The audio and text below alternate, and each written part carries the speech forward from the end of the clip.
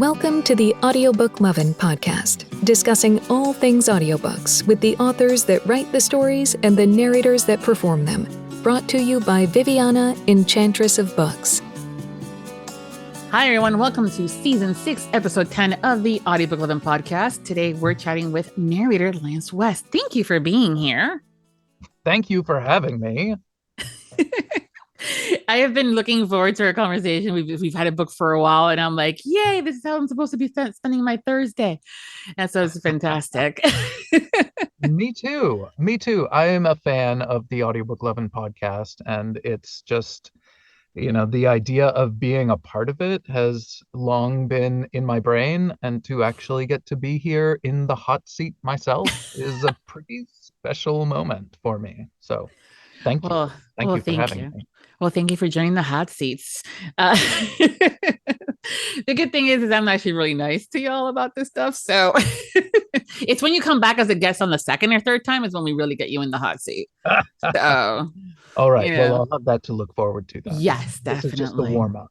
Exactly. This is just a fun conversation among friends. Which, speaking of, since you do listen to this, you do know that it's an 18 plus, and we're going to drop, potentially an F this and F that, or if you open that door and then you bust out with an innuendo, I will bust out with, that's what she said. So, oh, good. Because why not? All right. So we're going to start by having you tell us a little bit about yourself, how long you've been narrating, and how you got started. All right. Thanks. My name is Lance. I've been narrating since 2021, and I started out because I've been performing my whole life. I've been primarily in theater, but also in film and a little bit of commercial VO here and there. And I've also always lived in places where I couldn't actually have a career in performing arts because I was so far away from everything. I've lived in very rural areas for a long time because those kinds of things are important to me in my core values. And finally, I had someone suggest to me, because he had done an audiobook through ACX and is the artistic director of my local performing arts center. He said, well, you could record audiobooks, because of course I'd been a listener for a decade or more. I was one of those people who was borrowing those nice, plastic binders from the libraries, and then of audiobook CDs, and burning them onto my computer so I could have them to listen to whenever I wanted to. And I've been listening to audiobooks for years and years. And finally someone said, you could do that too. And I went, and a light bulb went off over my head, and I just dove right in. I started auditioning for things. I was working somewhere else, but it was just so exciting that I had to do it. And interestingly, I had a laptop at that point, so I was trying to set up I was recording auditions with a laptop microphone, basically on a coffee table, and sent in pretty much raw audio to authors for projects, and got very little response until I had one author who came back to me and said, hey, you know what? You're good, but your audio sucks. So maybe I'm not going to cast you for this project you auditioned for, but if you can figure out how to make your sound good, I'll hire you. And another light bulb went off over my head. I went and got some advice, learned some things, got some software, got some hardware. And I came back to this author and said, okay, I'm better now. The sound is better now. And she said, okay, well, why don't you, record an audition for this? I've been trying to cast this audiobook for forever. I haven't been able to. And I did, and she loved it. And that was my very first title, recorded and produced by yours truly, which was Omega from the Ocean by Amy Bellows, which is an MPreg shifter story about a merman and a dragon shifter. And needless to say, my mind was blown. And I've just never looked back since. And now I'm a few years in. I've got a number of credits under my belt, and I love my job every day. I love getting to do what I do. So that's the long version of how I got to be sitting where I'm sitting right now. And what was the other part of that question? Yeah, I think you got it. Just because tell us a little about yourself, how long you've been narrating. Yeah, you gave us a date. We did the math, so we're we're all good. I love that the author came to you and said, "Listen, you're good, but your quality of audio sucks." Right. Because otherwise I'd have just been blithely going about my thing, thinking that I sucked. Right. And that nobody wanted to hire me because it was about me, and not just that I was, had this like tinny, echoey, cavernous audio quality. But in fact, once I learned how to my way around a DAW, minimally at least, I suddenly started getting some work, and then off to the races we went. That's great. I mean, I looked into DAW when I was looking into doing the podcast, and I went, nope, I'm just going to plug and play. Yeah. Which for this works great. No one's paying for this, nor are they listening to me, talk about all, dragons and mermaids or any kind of other shifting things. So it works out perfect, but it's a lot. I think sometimes we don't have that conversation. First of all, to even think about the fact that you could be an audiobook narrator as a gig. Right. Usually we're told teacher, doctor, lawyer, any kind of other career. And I'm glad that we're now having the conversation in, colleges and even high schools regarding, so, hey, you like to read, what about editing? Or, hey, what about formatting? Or, hey, what about performing in a 4x4 booth?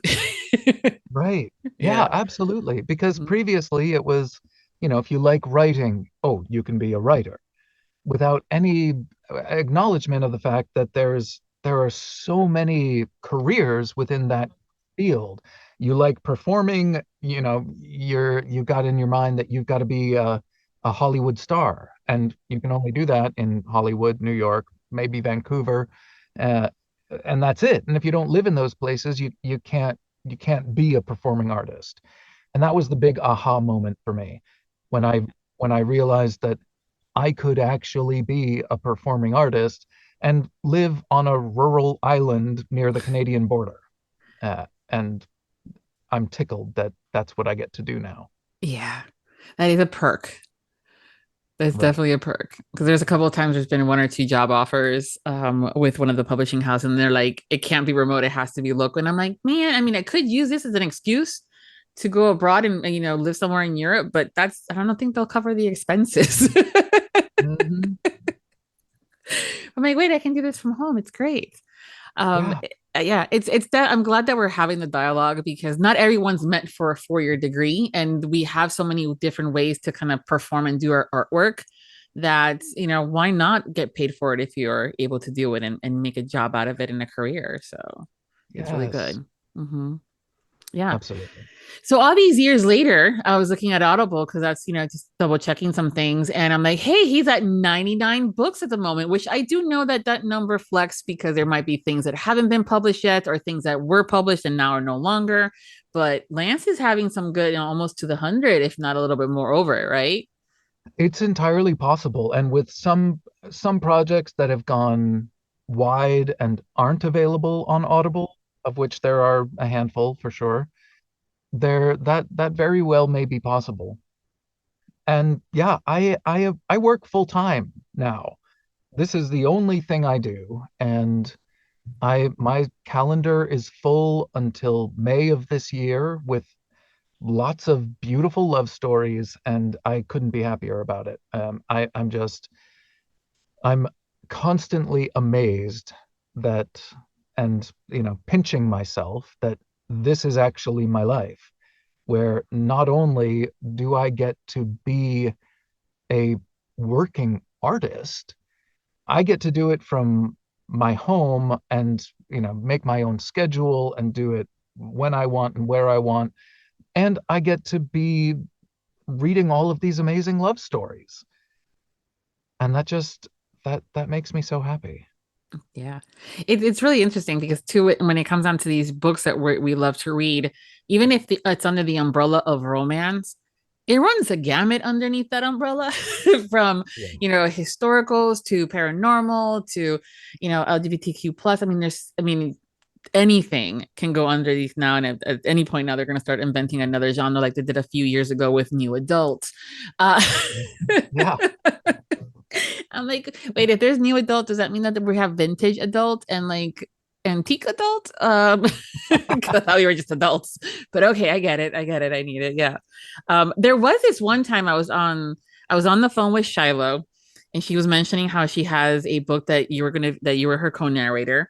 And she didn't tell me the name or anything. And so she sent me, she's like, hey, this is some of the stuff. I went back to her and I'm like, who's the other guy? And she's like, what are you talking about? And I'm like, I heard you, girl. And then I heard Lance because you told me he was on there and stuff like that. But who's the other guy? And she goes, Viv, that's still Lance.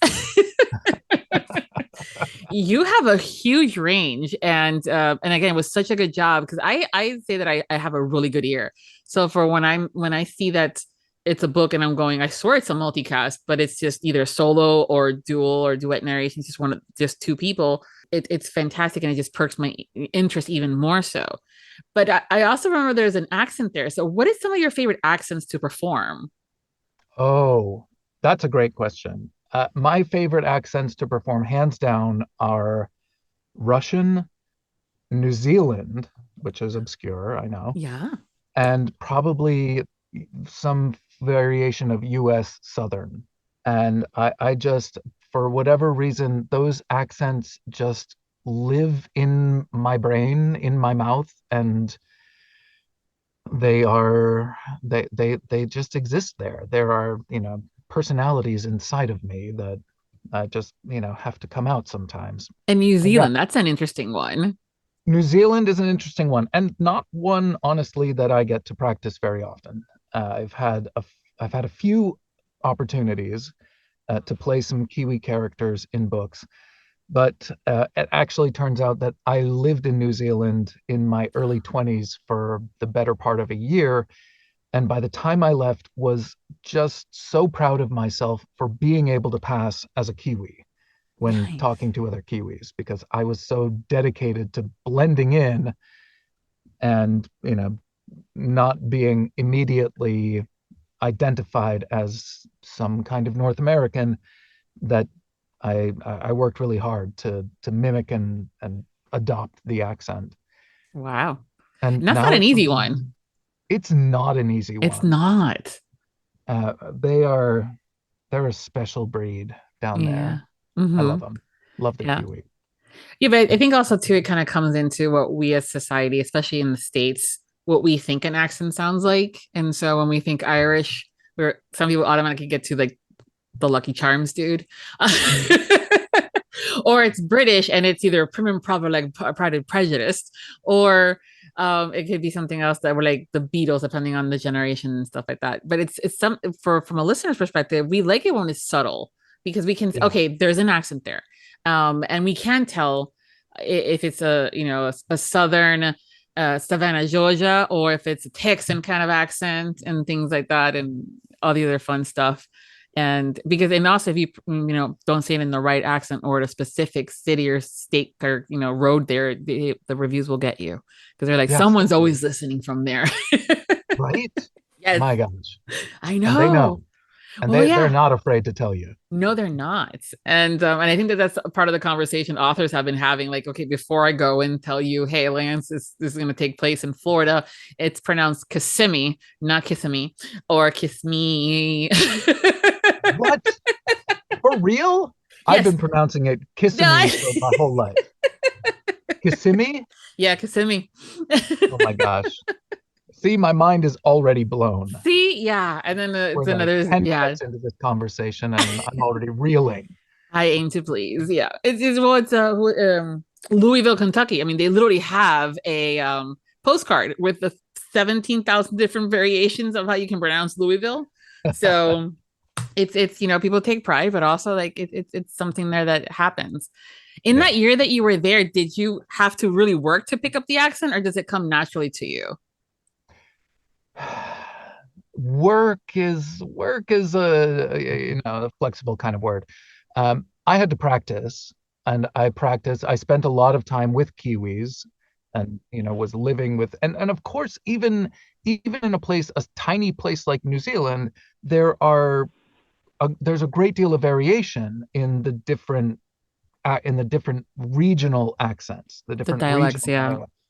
Like someone from Dunedin sounds very different than someone from Auckland and versus someone from Wellington. And it's great. I mean, it's just like we do in the US, where we have a whole plethora of regional accents. And I mean, for us it makes sense because we're a gigantic geographical area. And for people to be developing their own individualistic ways of speaking makes sense.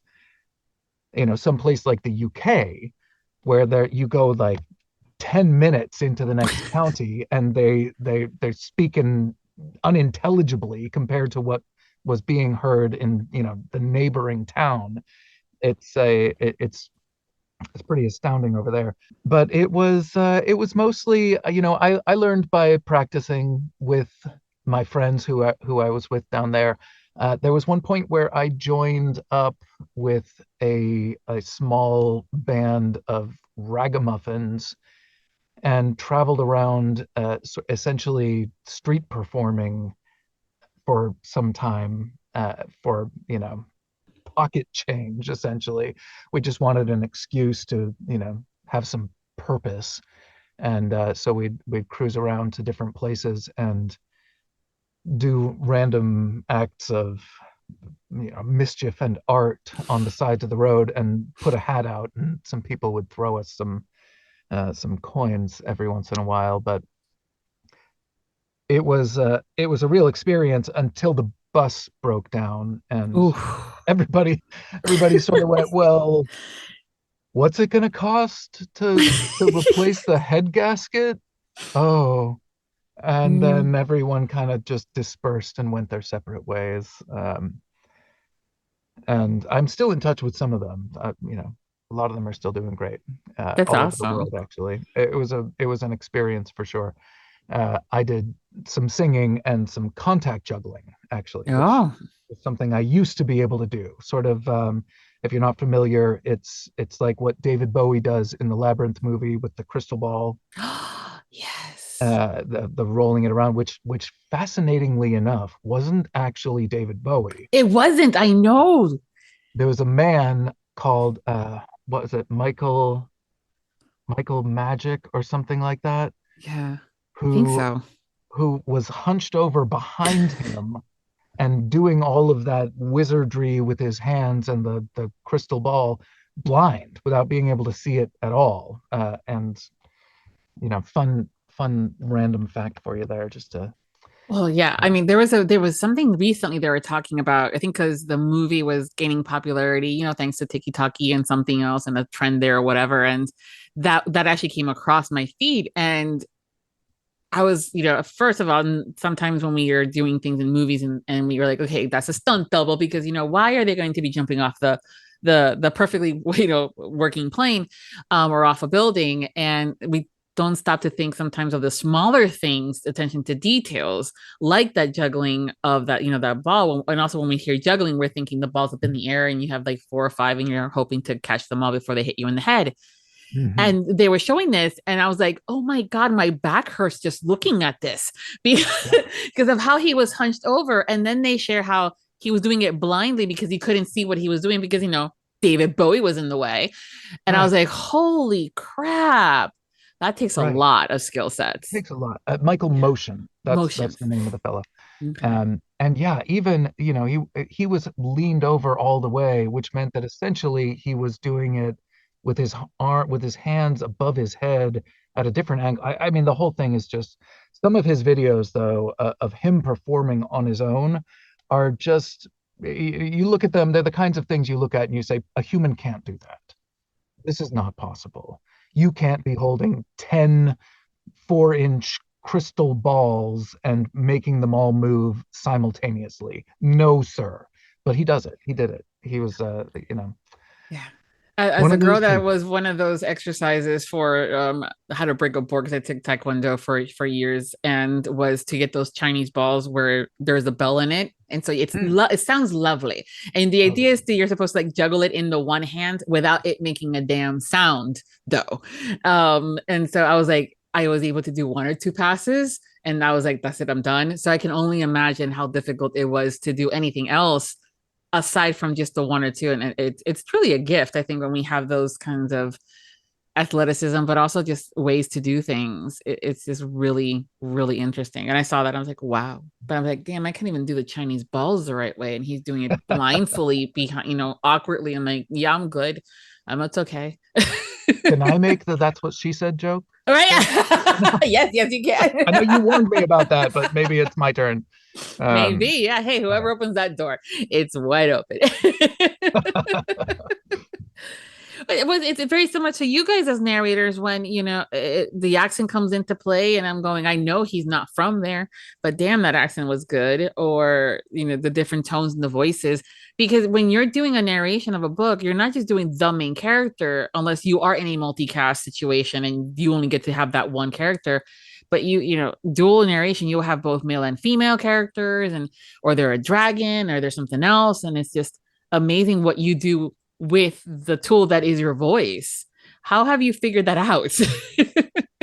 Well, it's real work, it's one of the things I love the most about being an audiobook narrator is that not only do I get to be an actor and play roles in performances, but sometimes I get to be all the roles, and I get to be all the characters and feel out what their motivations are and what their histories are and how they feel about things, get inside their heads and their hearts and their souls. And that's exciting for me. I love doing that because for whatever reason, I just do. But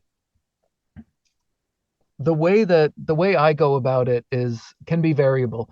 I'll often, for different characters, take on a very subtle physical shift. There are some characters for which I'll just like maybe pull back the left side of my mouth, and then suddenly they sound a little more like this. And from a little bit of a sound, they can sort of unfold into a whole attitude and into a really ultimately a complex character with history and desire and feelings and doubts and all of the above.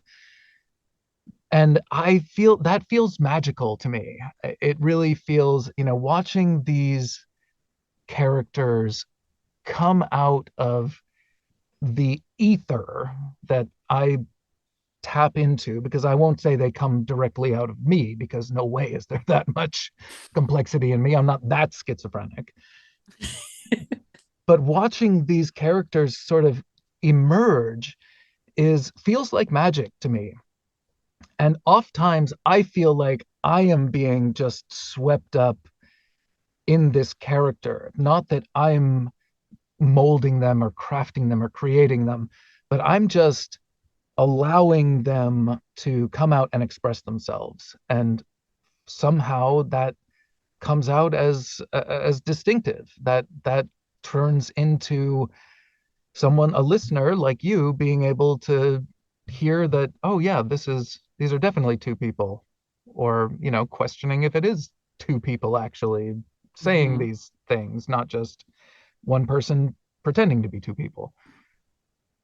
Yeah, it's one of those things where people are now, especially with the past 5 years, are getting more into audiobooks, and they're realizing that there are some books that are 100% performed with the different accents, with the different tones, and even if it's just a singular narrator or even for dual. And then there's others that they've picked up and they're going, it just sounds like they're reading. There's no performance. And I'm like, well, that's how it used to be back in the day sometimes. And, unless you were doing theater via radio, and it's not on all the genres. I think there was some specific genres that were more just like reading, but I'm like, hey, listen, if someone wants to read me the book and they can at least figure it out as far as I can tell who the character is by, even if it's something slight, I'm okay with that. But it's definitely the conversation that's happening now with listeners about the performance aspect of it and being able to listen to it. And you were going, yay, I love it. And others are like, oh, I wish you would have done more. I'm like, well, did you get it? Yeah. It's a really big conversation, and one that I enjoy participating in personally. And I've had teachers, coaches, directors on both sides of the coin. Ones who say, absolutely there is no such thing as third person, and that there's always a point of view. There's any word that is read is coming out of a character, unless you're in some omniscient third person POV, which is very much like that sort of Hitchhiker's Guide to the Galaxy kind of. But then you're coming from the perspective of the character of this omniscient narrator who's looking down and saying, and then this person went and walked out in front of the bus. But that's still a character. And then there are those folks who are saying, no. It is not the job of the narrator to portray the words. It's their job to turn the author's portrayal into an audio experience. And the experience should be solely the words of the author. And I think that there are genres in which it's more of a debate.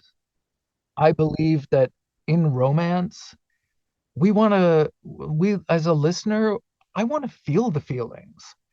I want to hear the distress of the main character as they are running through the airport trying to catch their lover before they board the airplane. I want to hear the passion when they are, behind the closed or the not so closed door. I feel like the bringing of the performance, of the emotion, of the passion into especially a genre like romance is necessary, or at the very least, it's way better than just reading it. Because definitely, I mean, I don't think I even need to explain myself, because nobody wants to hear some, desperate, finally 70% through the book, they say, I love you. And the narrator says, and Stephen, I love you. Like, no, that's not going to give someone, shivers. That's not going to put goosebumps on the back of someone's neck when an performer can get into that space and convey the gravity of emotion of a statement like that. Mm-hmm. Yeah, I like it when they're the sassy characters being sarcastic, and so there's a tone to it, right? There's a timing to it, and especially when you're like, oh, I'm going to give you shit. So here we go, because when I'm reading a book on my own head, I'm hearing the characters give the sass. I'm hearing the characters crying. I'm hearing this, and because I kind of see like a performance in my head, actually, like a movie, and to be able to get that in my audio and not have to worry about how sassy that was, because then you get the sass in there. Awesome. That's how that's where it was. Yeah. And it's the performance. And so that's where there's that debate. And recently there's been the whole debate on the speed of the listening. And a lot of times people are like, oh, speed it up or speed it down. And one of the things that I was having the conversation with a narrator and another reader friend of mine was I don't speed it up. Again, giving you guys kudos for the from the listening of the voice and stuff. I hear it more like a chipmunk if I speed it up anything past 1.5. And as a fan of Alvin and the Chipmunks, there's just certain things that just no, I don't want to hear that in that tone. Right? Yeah, baby. I don't want to no. envision chipmunks doing that. Right?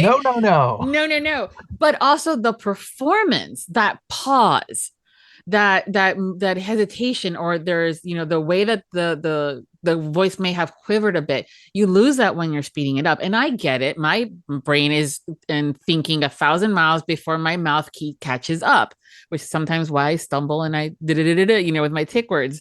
But listening is for me. So I think it's kind of like a conversation. I kind of want to get in someone's head and say, okay, but how do you hear it when you're going at Mach 5? And he's like, stop it, Viv. It's only 2.5. I'm like, okay, yeah, Mach 5. Yeah, it's a real debate. And I really want to encourage any listener to yes, listen absolutely, to which they can connect to the story, to the performance, to the way that is most enjoyable to them. Because ultimately that's why readers are reading, that's why listeners are listening. They want to enjoy something. And if you're not enjoying it at standard speed, then and you are enjoying it at 2.5, then go for it. Then enjoy it at the speed at which you love. And perhaps people's brains are moving fast enough that they can pick up on that pause when, some big reveal is happening in the story, in a way that they can receive that tension, that anticipation, that dynamic air space, whatever it is.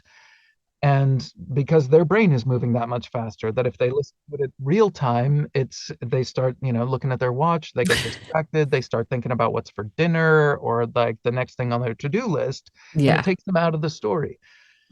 So, I think it's one of those things that we will always argue about, because it's a subjective experience.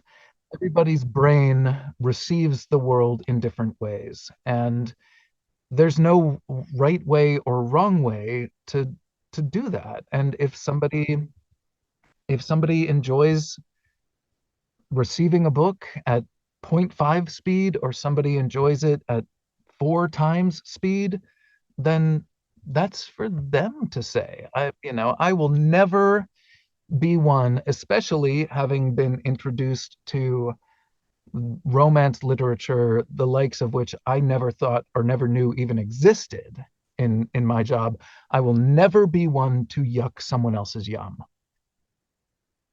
unless it's harming other people. But that's that's another episode. That's a whole thing. Well, that's the dialogue that I've been having with some individuals, because there's some that are very adamant about the not speeding up. Others are very adamant about, well, how dare you not listen to it higher? And I'm like, our brains work differently, dude. That's where we can tell that I'm fascinated, because I'm going, I kind of, if I could actually like peek into the brain and have them listen to it, that's just how my curiosity works, though. But at the end of the day, I'm going, are you enjoying the stories? Did you like it? Did you get it? What it was talking about? Then fantastic. And just let, like you said, perfectly not yuck anybody's yum. But that's definitely something that we're having to can we talk about something more important, as far as, if we're going to have an argument about things, like the dessert can be before dinner or lunch, right? That's right. The actual relevant things that can really serve humanity. Yeah, absolutely. Because other stuff, adulting is not fun, as you know. And it's one of those things where I'm like, I'm just not gonna, that's not a story I'm going to put myself into.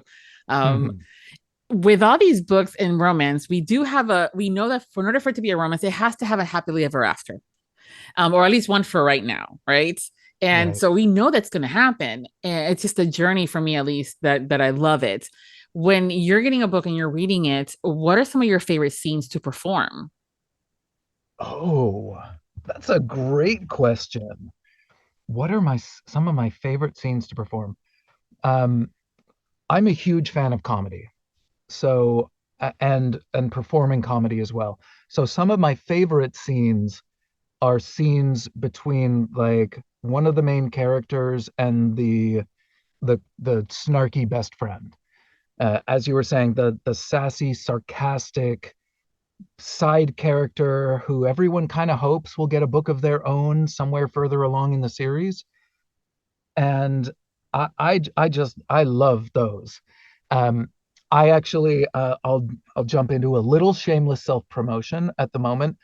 Just yesterday, I think, I had a release of a title called Mine with Extra Lime by Irene Bard. And the story is actually primarily narrated by Leah Langola and Tor Tom, who are both phenomenal narrators and wonderful people. But I get one chapter. And in my chapter, I am playing the best friend of the female main character who doesn't really love the MMC. And they have some interaction, and my character has to deal with him in a way that he's kind of trying to be strategic, and I'm not trying to give away any spoilers here, so excuse me for being vague.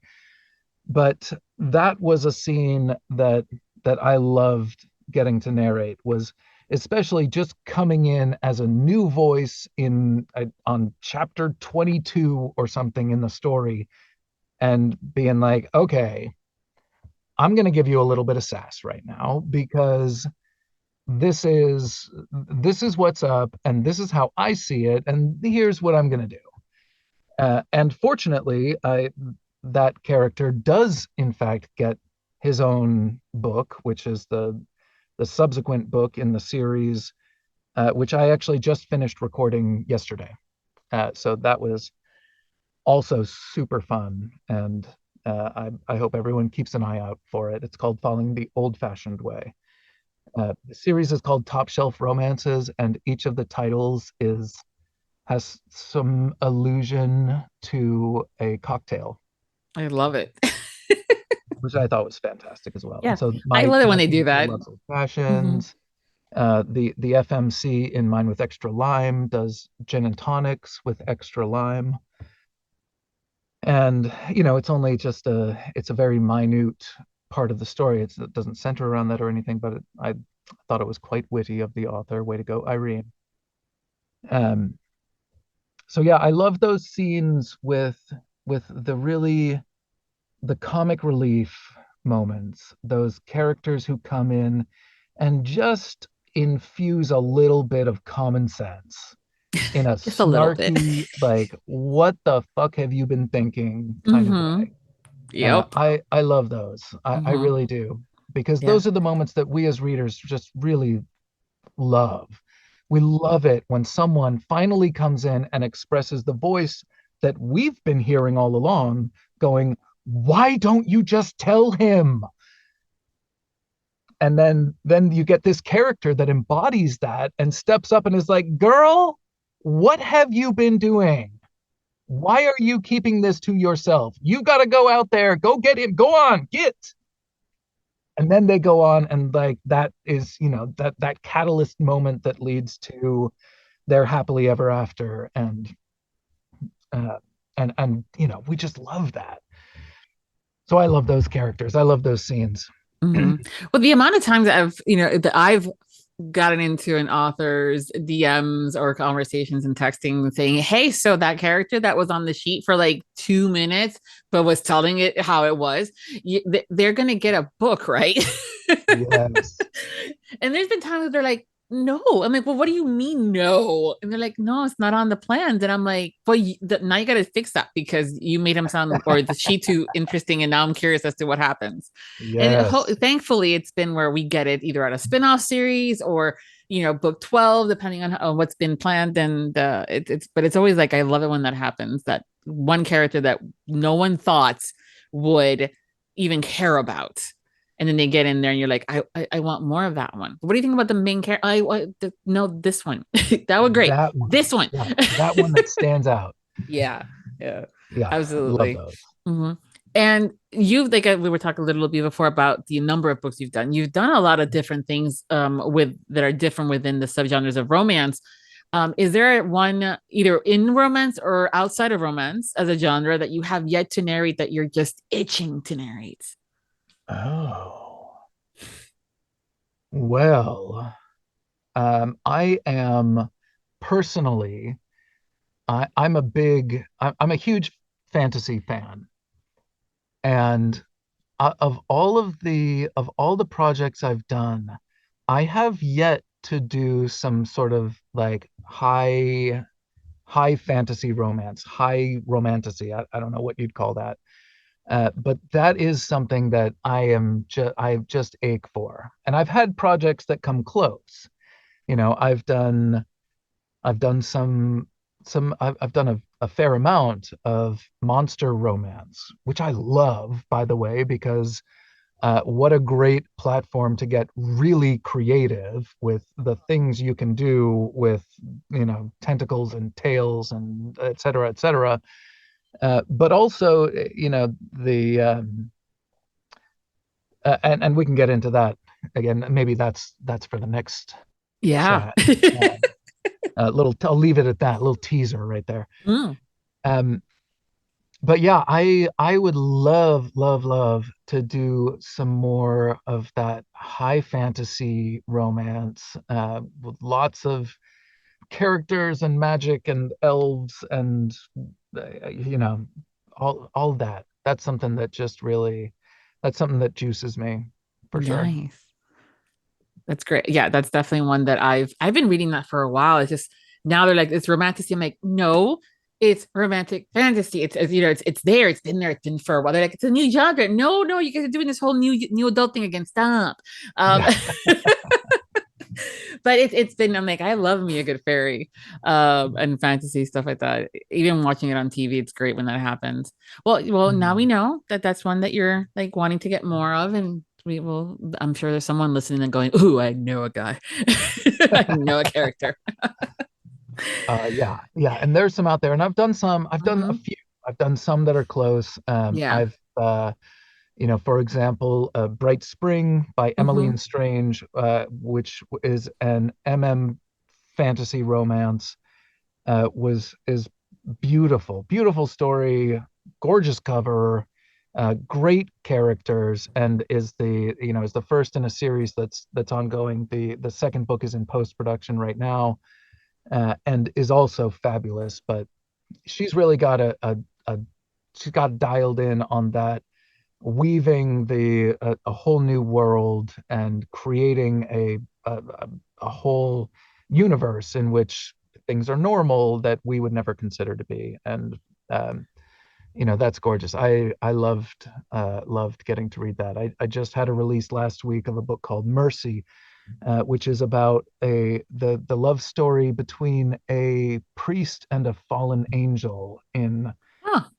Slavic winter, essentially. And that was beautiful, and those fantastical elements of that are just really got me. I loved that. That's a good, interesting twist to a priest. Right? Oh man, oh, so good. And I got to do that in tandem with Curtis Michael Holland. Oh, I love him. Who is actually, well, you better watch out. He's my work husband. So No, you can keep him. I still love him though. Okay, good. You can love him. I'm no homebreaker. Yeah, no worries. So Curtis and I have done a few books together. Yeah. And this one was special. He played the angel, I played the priest. It was glorious. And that just released last week, Mercy by Ian Haramaki. Nice. But yeah, I just, I don't think I've had a book that I didn't like in some way. I've had books that felt long, that had moments that felt, harder than others to get through. But I have always found ways to connect to and to love the stories, because ultimately, all of these are stories about, the human experience of finding love or lust, or getting over betrayal, or finding oneself. And that's beautiful. Yeah. Oh my God. I mean, even if it's between a man and a Krampus. Yeah. Even if but it's like these stories are all they're an expression of the human experience, Yes.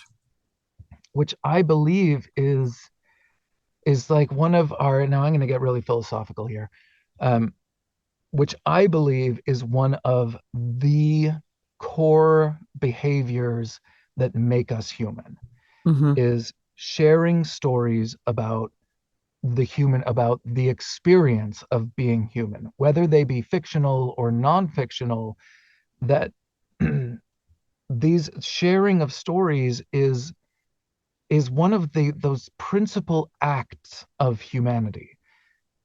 And I'm not going to go there any further than this, but that's what separates human writing, human narration from synthetic artificial intelligence writing and narration, is that we have actually had the experience of being human, and an experience that we can connect to and share with other humans in a way that they can connect to and feel something about what it means to live this human experience, this blink of an eye that we call being alive, that an algorithm could try to simulate, but could never understand at a level that touches us.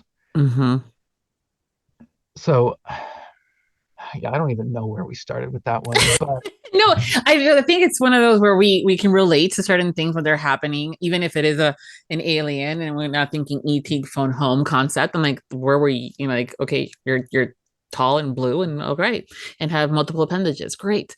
Or like I'm a huge sucker for paranormal romance. I love the paranormal aspect of things, whether they're a shifter or vampires, and it's just one of those, like, I know they're not real, most of them. And the it's just something about, even in their shifting form, there's something still human about it, and being able to connect to that emotion, whether and just it's just that moment that it just clicks. There's not even describing it, it's even hard. It's just, you just know, it just clicks. And so I'm definitely, that's why I love the written word, and being able to, I mean, we've been doing this in cave drawings, we've seen storytelling, and yeah, and then just that's how we would communicate, and also how lessons were learned, and recipes were brought down from generation to generation. And then you come to find out that, oh, that's what that was. Like, yeah, they were trying to tell you not to go into the forest and get eaten by bears. Yes, exactly. That's what it was. But I'm like, oh, okay, great. Yeah. And it's true. It's one of those where it's, no matter where we are, the aspect of it too, it doesn't matter if you're in the States, if you're in South America, if you're, where you're from, or if you're tall or short or blonde or blue hair, whatever. It's something that we can all find in common, is that storytelling aspect of it, and just being able to enjoy a good story. So yeah. Yeah. So I gave you homework. Oh yeah, you did. I did. And a little bit about me is that I hated it when teachers gave us homework and never checked it. So I don't know. I was like, well, listen, I did all the work. Why can't you just check it? And so I'm like very big on it. But it's also a fun game where we get to also see how creative you are in this aspect of 2 truths and a lie, where you tell us 3 things about yourself and we have to figure out which one's the lie. So if you're ready with that. Oh, right.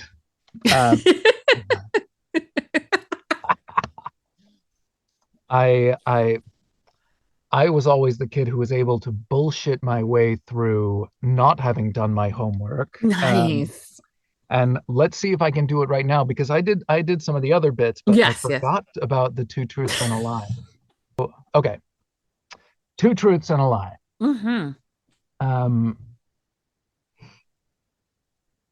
I have kissed a whale.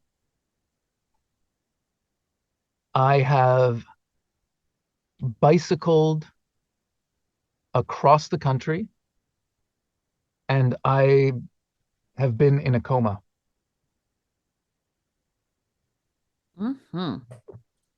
Attention to details. Okay. Wow. Kissed a whale, biked across the country, and been in a coma. You went like, whoo, on the left field on that one. Good. Okay, okay. Let's see how good. All right. So I'm gonna figure out which one is the lie. Kind of want to say the bicycled across the country because it could have easily have been a Winnebago or a motorcycle, and technically not a bike. That's brilliant, actually. You're absolutely correct. I did, however, read a book when I was young called Hey Mom, Can I Ride My Bike Across the Country? And I like, for some reason, it was like one of those books that just hit you at the pivotal moment where everything in it made perfect sense to me. And it was like the most exciting adventure story I had ever read. And it was about this group of kids and a couple of adults who bicycled across the United States. Wow. But you're absolutely right. I've driven across the U.S., more times than I'd like to remember, and certainly flown back and forth, but never bicycled.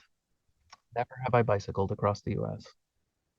It's one thing I've learned from you guys is the attention to details. That's how a story can totally change into one way or the other. I just want to hear about this kissing of a whale. Yeah. So I kissed a whale right on the snout, and it was out in the I was young, and I was doing a kayaking adventure in on the Baja Peninsula, and at the time of year when the gray whales were calving in that area. And so they have their babies in these very few specific areas around the Baja California.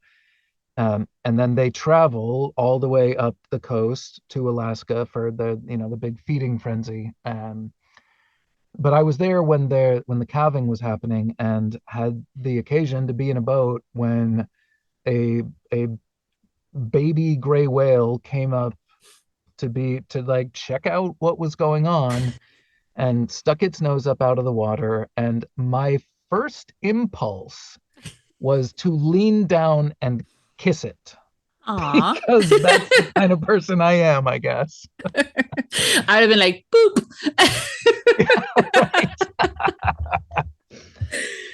So yeah, I've smooched a whale. Okay. I love that. Especially I used to want to be a marine biologist when I was a kid.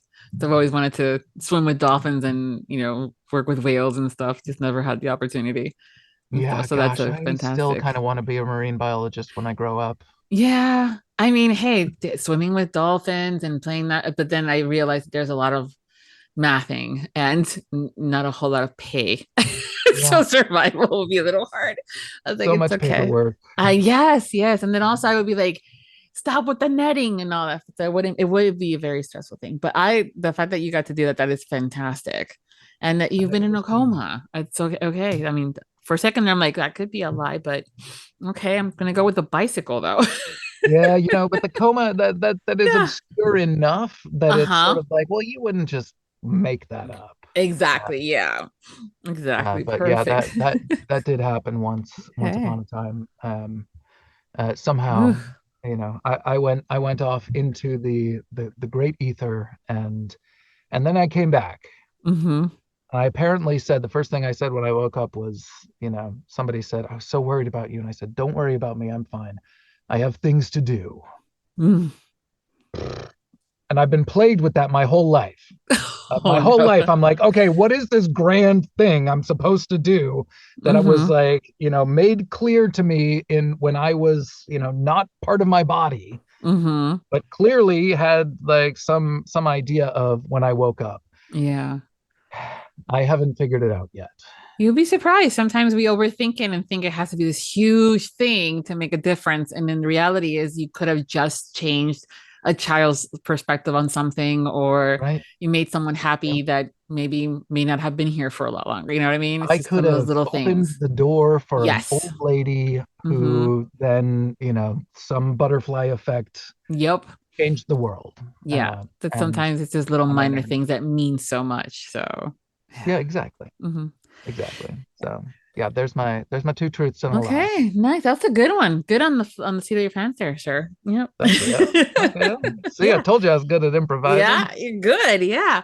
So the other aspect, which is new to you because you are our first time guest here, is we do have the Patreon side of things where some of that homework is for. And we do a quick round of would you rather, because that's always fun to make me have you choose between two things. One of the questions is, would you rather tell everyone your guilty pleasures or never partake in your guilty pleasures ever again? Now, I want to say about 99.999% of y'all are like, oh, I'll tell them because I'm not going to not do my guilty pleasures, right? Yeah. But we leave it at that. We don't ever get into what these guilty pleasures are. And the running joke has always been like, oh, the next time that you come on, we'll talk about them, and never have. So I said, fuck this shit. And so now, what are some of your guilty pleasures? My guilty pleasures. Okay, I wanted to say, because I thought a bit about this. One of my guilty pleasures that I feel zero guilt about at all is that I spend a lot of money on really fancy coffee. I don't drink, I don't do drugs, so coffee is where I funnel all of that saved money from not buying alcohol primarily. And so I have like subscriptions to like single origin private estate roasteries, and I have a problem with buying the newest fancy coffee paraphernalia. I have a cupboard in my house that probably contains 8 or 9 different ways to make coffee, though I generally use just one because, of course, and it's the one that's easy and consistent and reliable. But yeah, coffee is a real thing for me. I try not to look at my monthly coffee spending because I make it all myself. I don't go out and buy it, but I make the I have bought small like quarter-pound tins of coffee that would cost as much as like 5 pounds of good coffee, and later thought to myself, now is this really different?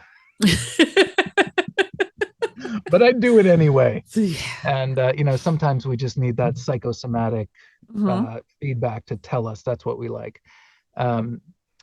Another guilty pleasure of mine that has been coming up recently is that in sometime or other, when I was a young lad, I got into playing a card game called Magic the Gathering.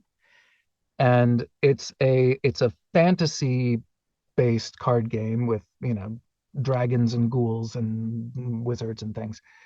And then I have and then I stopped doing that because, well, hormones.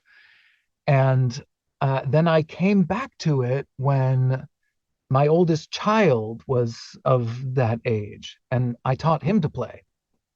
He got really into it, and it was great because we could do it, and I didn't have to go out and find other closet nerds like myself. And then he got busy with other things and graduated out of it. And just recently, my youngest has become obsessed and loves it. And so he and I have been playing now, but he's now teaching all of his little friends, and they're getting into it. And it's the funniest thing to see some of these kids who are otherwise, because my youngest is he's like a soccer maniac. He's really good, and he eats, breathes, thinks, and sleeps soccer. Like he dribbles a soccer ball around the house just because he can't be without one. And even though I'm constantly telling him to put it away, stop that. No, not in the house. Not in the Not in house. the house. Not Yeah. in the house. But now he's getting his little, jock friends into it, and it's satisfying a nerdy part of myself to no end. Yeah. But I'm watching these kids who are formerly just like, yay sports, being like, okay, so I cast this, deflective aura spell onto your, diamond dragon, and then this is gonna happen, and they get so into it, and it's beautiful. So that's a dual guilty pleasure. A, that I'm into this, fantasy card game, and B, that I am deeply enjoying watching some of my son's little jock friends indulge passionately in this nerdy activity.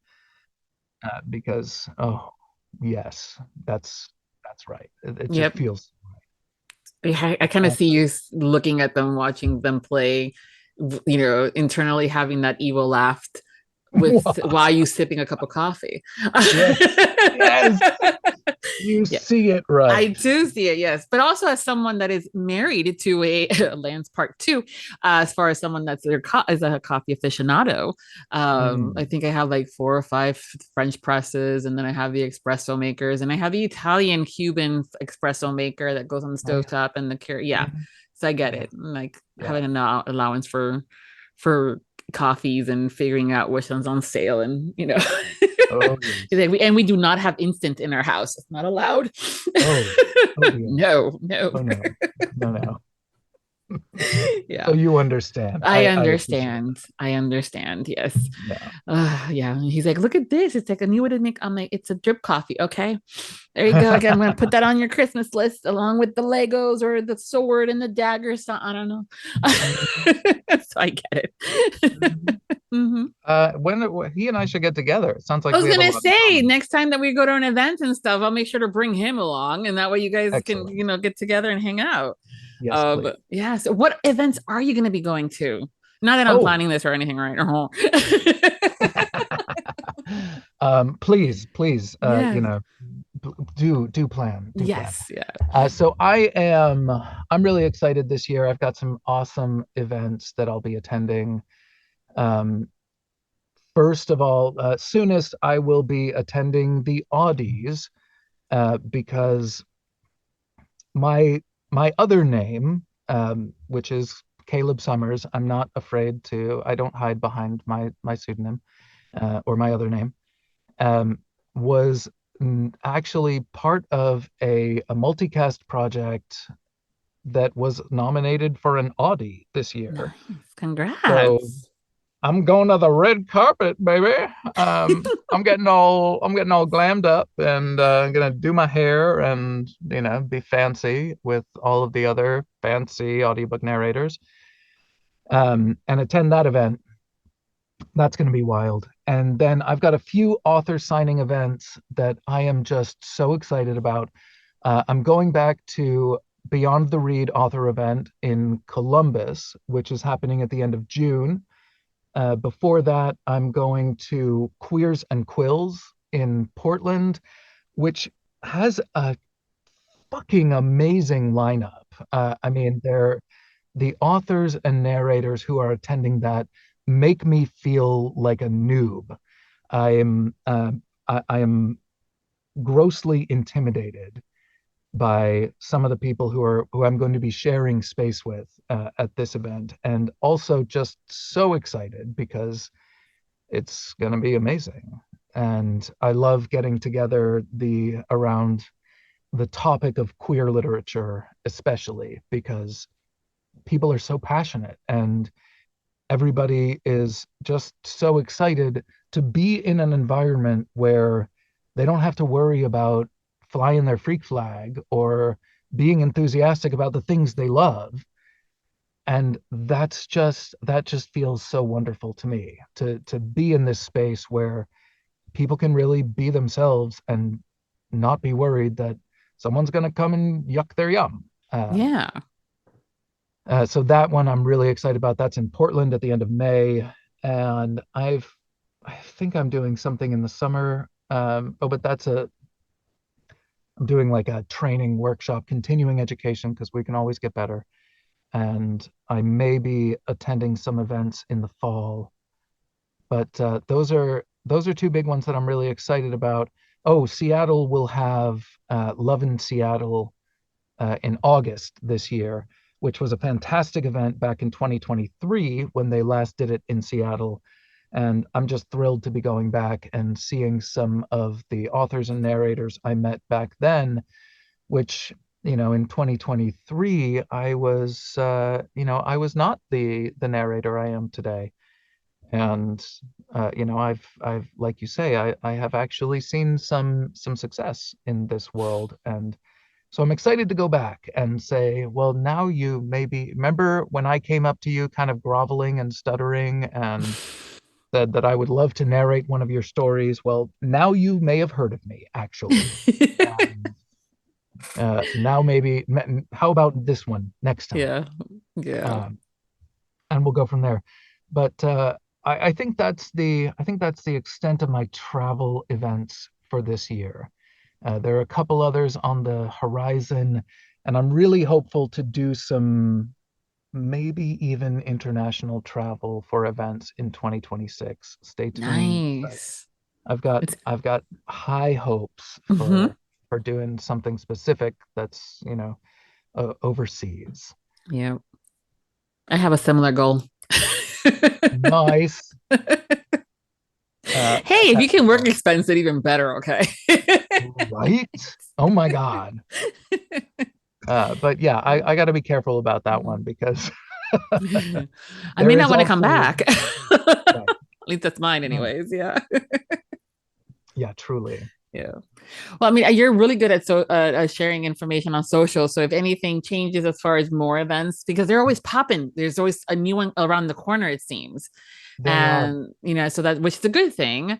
And so you'll keep us posted on any of other ones that might be coming up that we may have not talked about at the moment. So I absolutely will. Yeah. And hopefully. I love getting out there into the world. I am an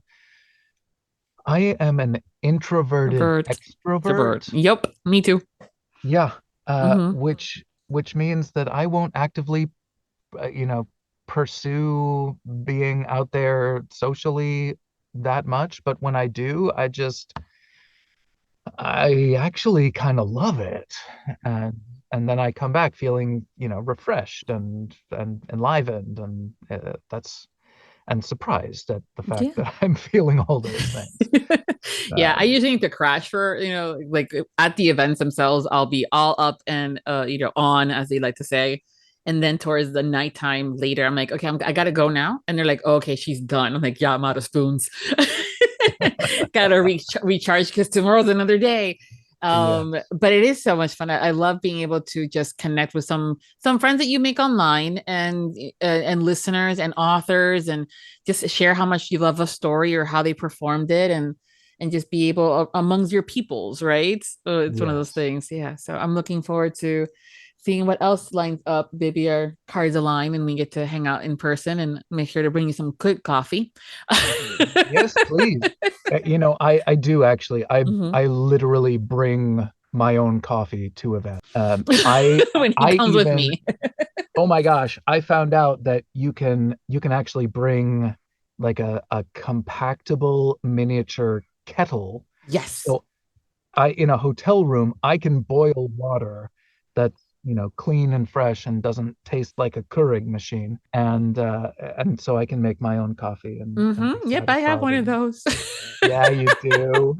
Yeah. I have to. I mean, our coffee machine died, and he goes, no problems. He goes into the garage and he grabs the one that we had. That when we went traveling, I think we over with his family in Destin, Florida.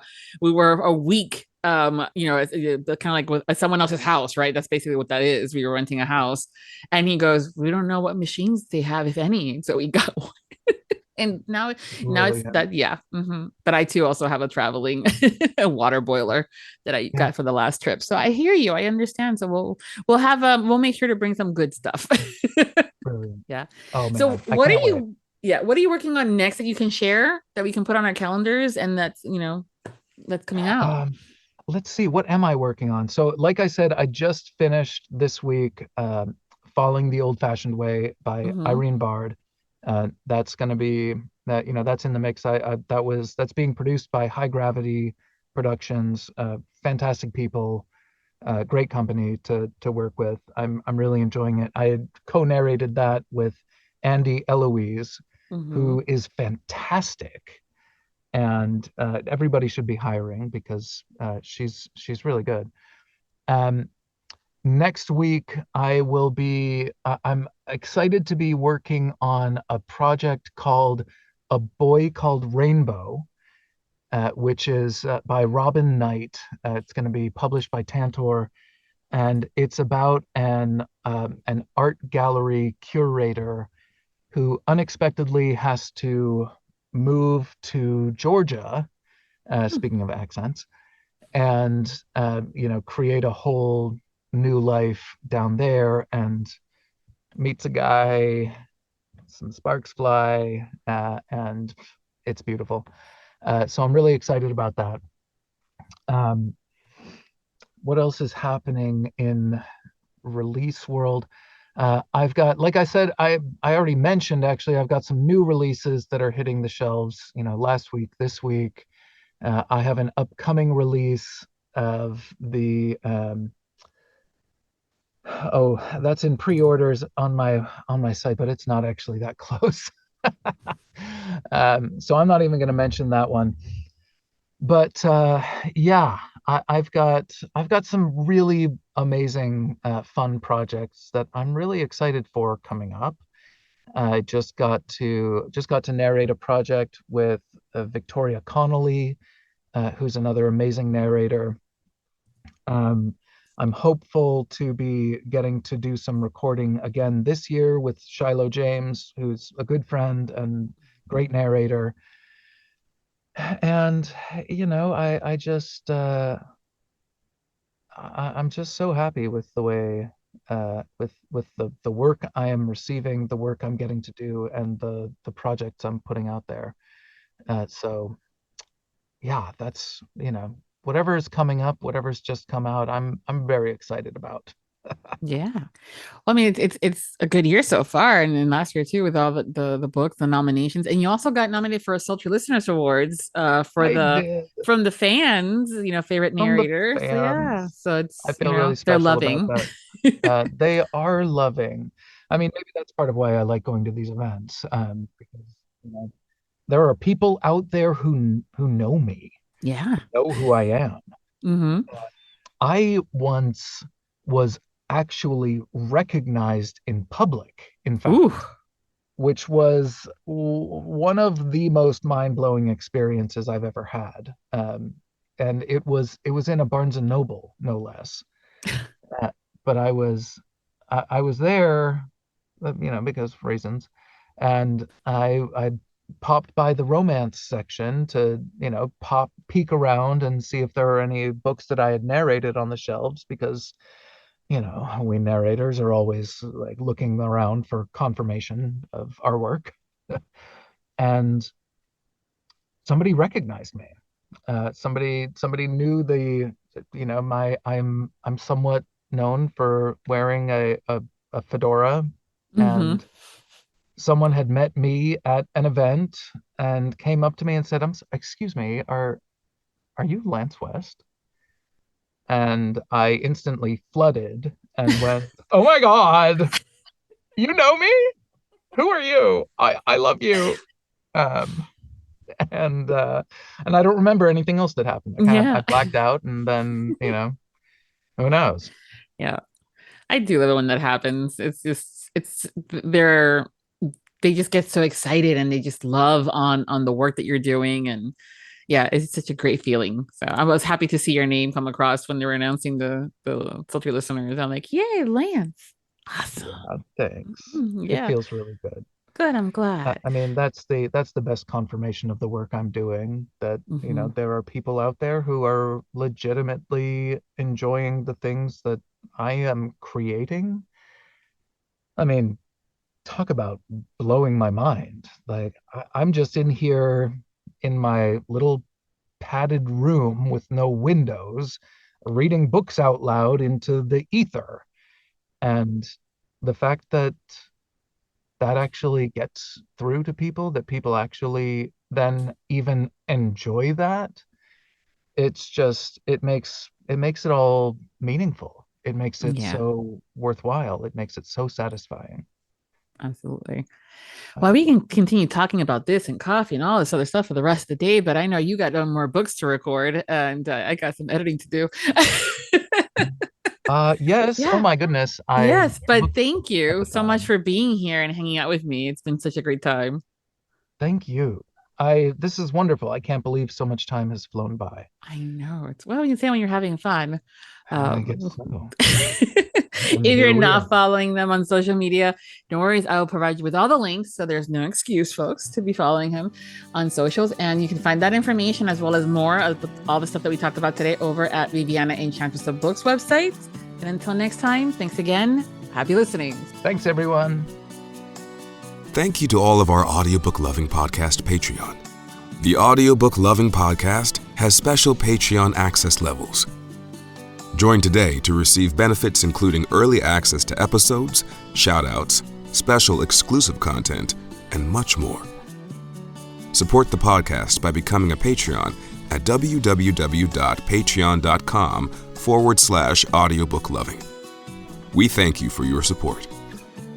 Thank you for joining us on the Audiobook Lovin Podcast, hosted by Viviana, Enchantress of Books. For links and more information discussed in today's episode, previous podcasts, or the Audiobook Lovin Series, please visit our website, vivianaenchantressofbooks.com.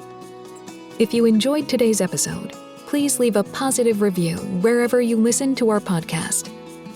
Until next time, happy listening.